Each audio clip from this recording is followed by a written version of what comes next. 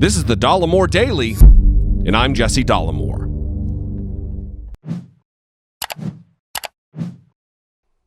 Well, here is a reason to be hopeful that 2019 will be different than 2018. Better than 2018. It looks like the Democrats in the House are entering into the new year with a full understanding of the power of being the majority party, and having in mind the fact that elections indeed do have consequences. The word on Capitol Hill is that House Democrats are planning to include in the very first bill of the new Congress, H.R. 1, a provision that requires by law that presidential candidates who get their party's nomination make public 10 full years of tax returns, and that those publicly released tax returns be posted to the FEC website for open public perusal. Now, this idea isn't new. It has actually been discussed over the course of the past couple of years, but it has evolved from a proposed requirement of 3 years of tax returns to a full decade's worth. And the reason it grew from 3 to 10 is the fact that Donald Trump is the first president in over 43 years to refuse to release his tax returns. Every single man to hold the office of President of the United States within the last 43 years had enough respect for the American people and for transparency, or maybe they just had nothing to hide, that they made their tax returns public. The problem with the idea, which will certainly breeze through the overwhelmingly Democratic House, is that the Senate is led by human mucus buildup, Mitch McConnell, and controlled narrowly by a group of shameless, Trump-protecting Republicans who will certainly not honor a requirement for transparency from our elected leaders. And even if it did find its way off Capitol Hill, Donald Trump would certainly veto it out of fear that the world would discover all of the financial skeletons in his closet, including his likely extensive business obligations with Russian oligarchs.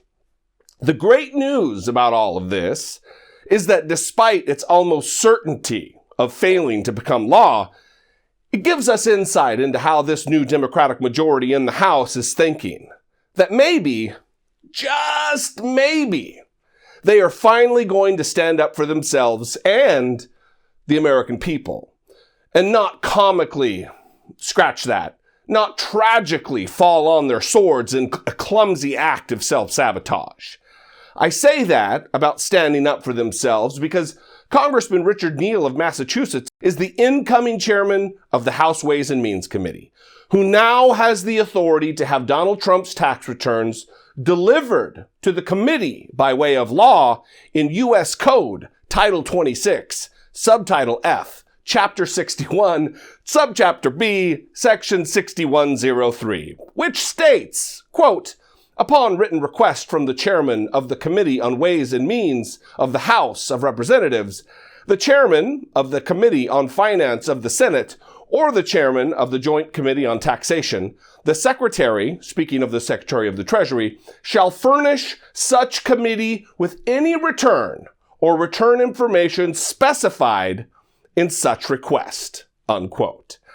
And since Donald Trump is the law and order president, he's going to abide by this completely lawful request, right? Yeah, right. Even Congressman Neal knows that this will likely be a fight, saying, quote, I think the president has an opportunity here to diffuse this and just release the forms as every other candidate for president has done. Even if the request is made, I don't expect that afternoon we're going to see those tax forms. So I think we'll do what we have to do and then see where the road takes us and the path that we travel, unquote. So start looking on the bright side, everybody. There's a lot of very serious issues we face as a nation, and there will certainly be plenty of time for serious reflection and even some hand-wringing.